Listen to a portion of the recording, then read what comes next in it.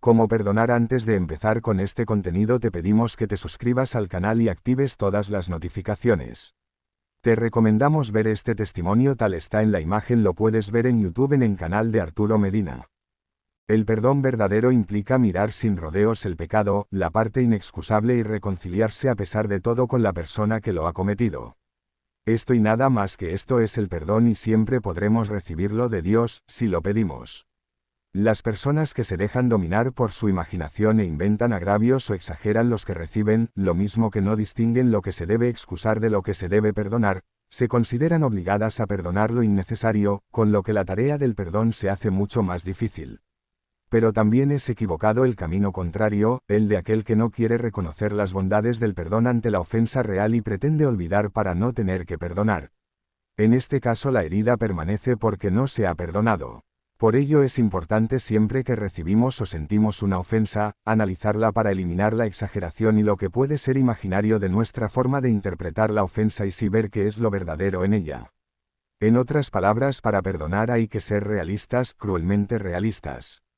Para poder perdonar debemos ser valientes para mirar de frente al horror, a la injusticia, a la maldad de la que fuimos objeto. No debemos distorsionar, ni solo disculpar, ni mucho menos ignorar. Hay que ver la ofensa frente a frente y llamarla por su nombre. Solo si somos realistas podremos perdonar.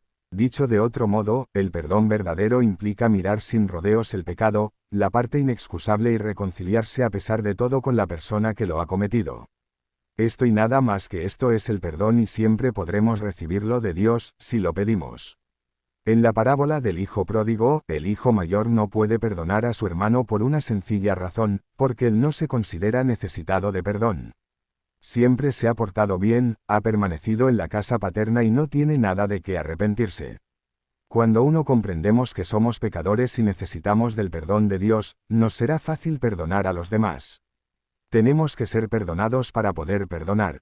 San Juan Crisóstomo decía que, aquel que considere sus propios pecados estará más pronto al perdón de su compañero.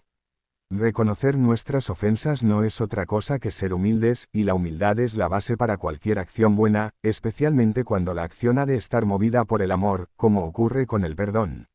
El soberbio solo se ama a sí mismo, no se considera necesitado del perdón y, en consecuencia, no puede perdonar.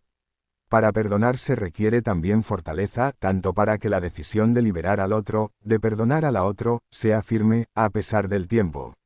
Recordemos que la decisión de perdonar no hace que desaparezca automáticamente la herida, ni desaparece de la memoria, por esto se debe reiterar la decisión de perdonar cada vez que la herida se sienta o la ofensa se recuerde.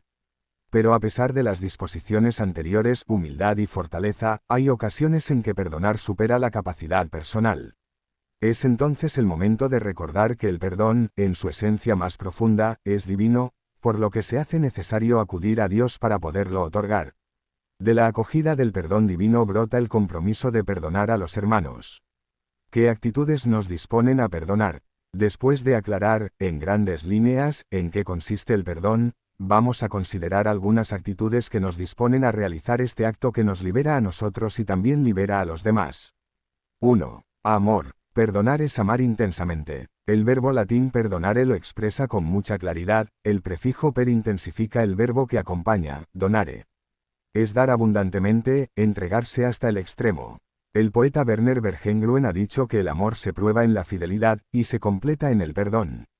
Sin embargo, cuando alguien nos ha ofendido gravemente, el amor apenas es posible. Es necesario, en un primer paso, separarnos de algún modo del agresor, aunque sea solo interiormente. Mientras el cuchillo está en la herida nunca se cerrará. Hace falta retirar el cuchillo, adquirir distancia del otro, solo entonces podemos ver su rostro. Un cierto desprendimiento es condición previa para poder perdonar de todo corazón, y dar al otro el amor que necesita. Una persona solo puede vivir y desarrollarse sanamente cuando es aceptada tal como es, cuando alguien la quiere verdaderamente, y le dice es bueno que existas. Hace falta no solo estar aquí, en la tierra, sino que hace falta la confirmación en el ser para sentirse a gusto en el mundo, para que sea posible adquirir una cierta estimación propia y ser capaz de relacionarse con otros en amistad. En este sentido se ha dicho que el amor continúa y perfecciona la obra de la creación. Amar a una persona quiere decir hacerle consciente de su propio valor, de su propia belleza. Una persona amada es una persona aprobada, que puede responder al otro con toda verdad: te necesito para ser yo mismo. Si no perdono al otro, de alguna manera le quito el espacio para vivir y desarrollarse sanamente. Este se aleja, en consecuencia, cada vez más de su ideal y de su autorrealización. En otras palabras, le mato, en sentido espiritual. Se puede matar, realmente, a una persona con palabras injustas y duras, con pensamientos malos o, sencillamente, negando el perdón. El otro puede ponerse entonces triste, pasivo y amargo. Kierkegaard habla de la desesperación de aquel que, desesperadamente, quiere ser el mismo, y no llega a serlo, porque los otros lo impiden. Cuando, en cambio, concedemos el perdón, ayudamos al otro a volver a la propia identidad, a vivir con una nueva libertad y con una felicidad más honda. 2. Comprensión. Es preciso comprender que cada uno necesita más amor que merece, cada uno es más vulnerable de lo que parece, y todos somos débiles y podemos cansarnos. Perdonar es tener la firme convicción de que en cada persona, detrás de todo el mal, hay un ser humano vulnerable y capaz de cambiar. Significa creer en la posibilidad de transformación y de evolución de los demás. Si una persona no perdona, puede ser que tome a los demás demasiado en serio, que exija demasiado de ellos. Pero, tomar a un hombre perfectamente en serio, significa destruirle, advierte el filósofo Robert Spaeman. Todos somos débiles y fallamos con frecuencia. Y, muchas veces, no somos conscientes de las consecuencias de nuestros actos, no sabemos lo que hacemos. Cuando, por ejemplo, una persona está enfadada, grita cosas que, en el fondo, no piensa ni quiere decir. Si la tomo completamente en serio cada minuto del día, y me pongo a analizar lo que ha dicho cuando estaba rabiosa, puedo causar conflictos sin fin. Si lleváramos la cuenta de todos los fallos de una persona, acabaríamos transformando en un monstruo, hasta al ser más encantador. Tenemos que creer en las capacidades del otro y dárselo a entender. A veces, impresiona ver cuánto puede transformarse una persona, si se le da confianza, cómo cambia, si se le trata según la idea perfeccionada que se tiene de ella. Hay muchas personas que saben animar a los otros a ser mejores. Les comunican la seguridad de que hay mucho bueno y bello dentro de ellos, a pesar de todos sus errores y caídas.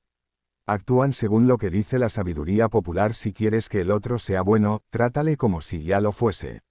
3. Generosidad. Perdonar exige un corazón misericordioso y generoso. Significa ir más allá de la justicia.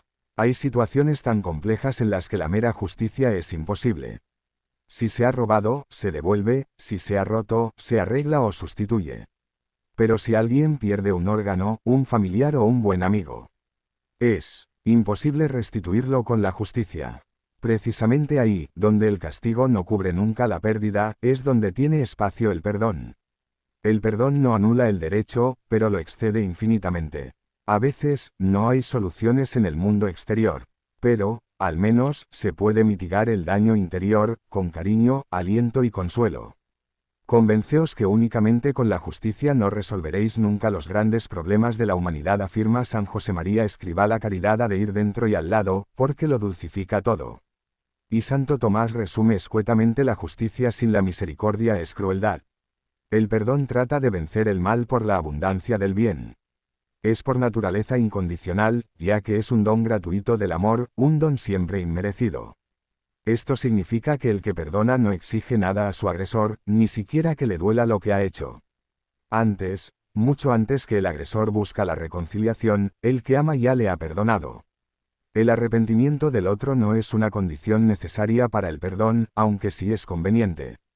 Es, ciertamente, mucho más fácil perdonar cuando el otro pide perdón. Pero a veces hace falta comprender que en los que obran mal hay bloqueos que les impiden admitir su culpabilidad.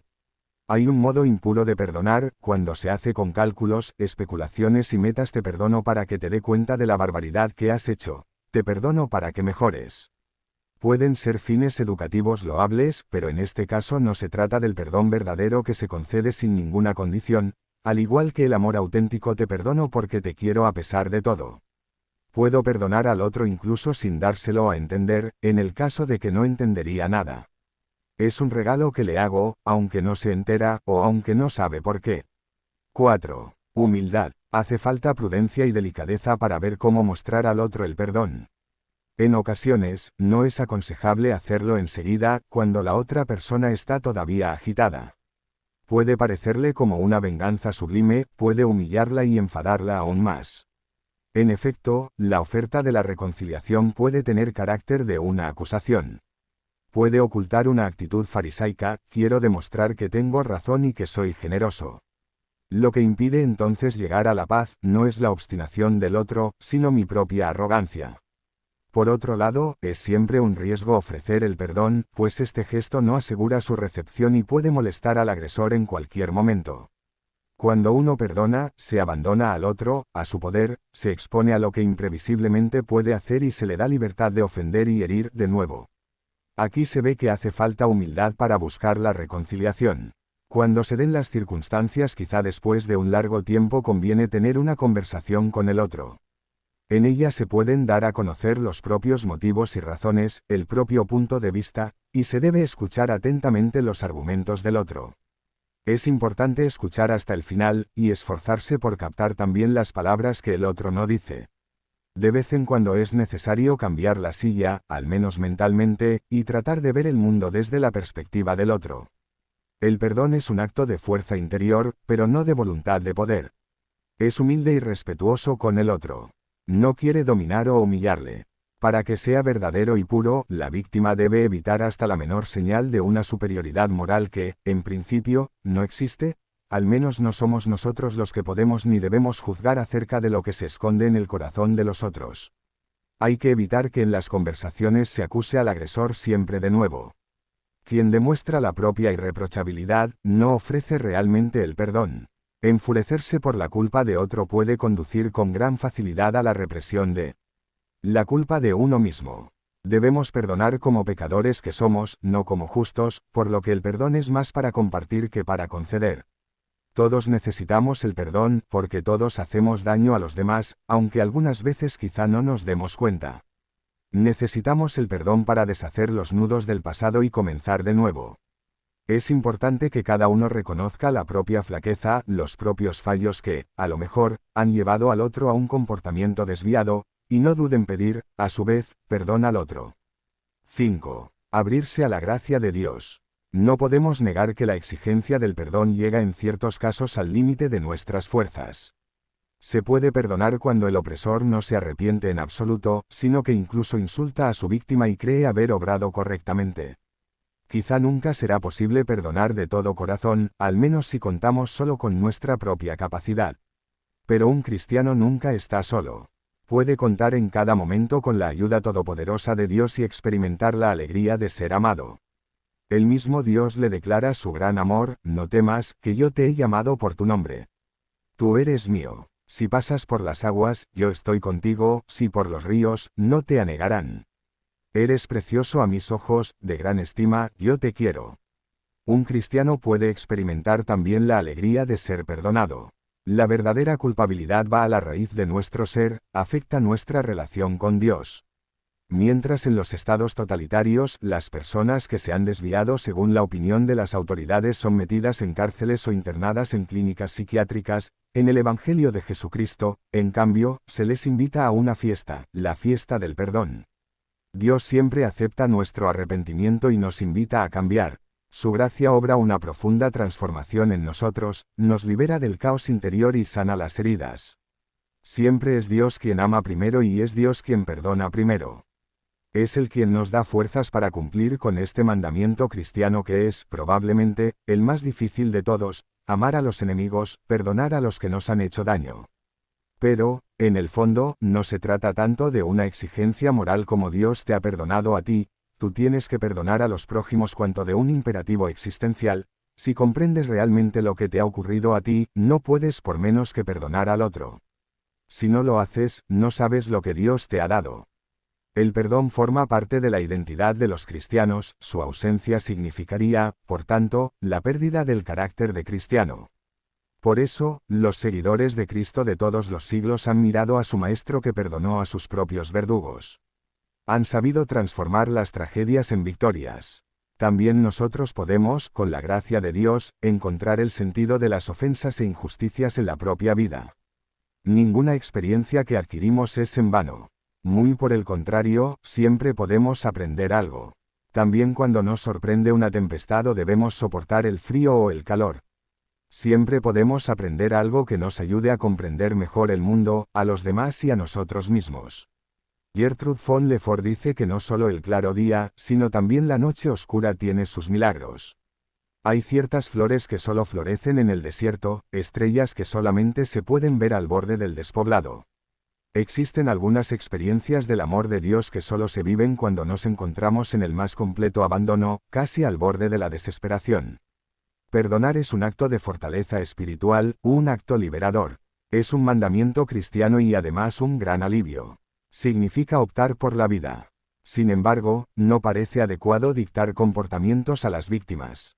Es comprensible que una madre no pueda perdonar enseguida al asesino de su hijo. Hay que dejarle todo el tiempo que necesite para llegar al perdón. Si alguien le acusara de rencorosa o vengativa, engrandecería su herida. Santo Tomás de Aquino, el gran teólogo de la Edad Media, aconseja a quienes sufren, entre otras cosas, que no se rompan la cabeza con argumentos, ni leer, ni escribir.